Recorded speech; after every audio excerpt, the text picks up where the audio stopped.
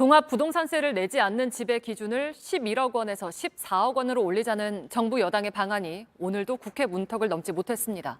정부가 정한 마감 시한이 오늘까지였는데 시한을 넘기면서 결국 종부세 대상자들은 안 깎인 세금 고지서를 받을 가능성이 커졌는데요.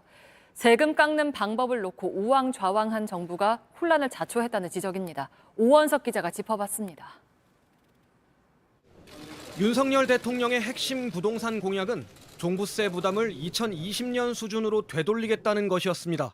먼저 주택 공시 가격을 2020년 수준으로 환원하고 종부세와 재산세를 통합 추진하겠습니다.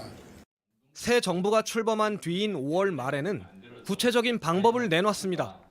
종부세 과세 표준은 주택 공시가격에서 공제 금액을 빼고 공정시장 가액 비율이라는 걸 곱해서 계산합니다.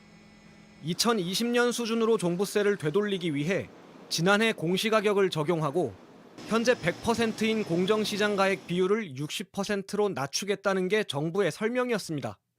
그런데 불과 2주 만에 말을 바꿨습니다.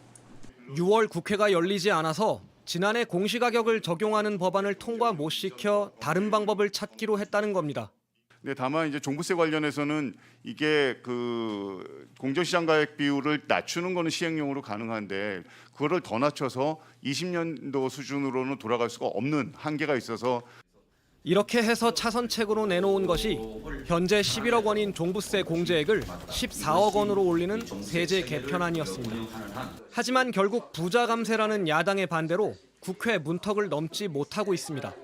전문가들은 2020년 수준으로 되돌리겠다는 목적지를 정해놓고 방법을 이리저리 바꾸면서 세금 행정에 대한 불신이 커졌다고 지적합니다. 공정가액 비율이나 특별공제들을 이용해서 일종의 세제의 액세서리에 준하는 것들인데 이런 것들을 통해서 한 해 세부담만을 조정하는 이런 조세공학적인 접근은 그렇게 바람직해 보이지 않습니다.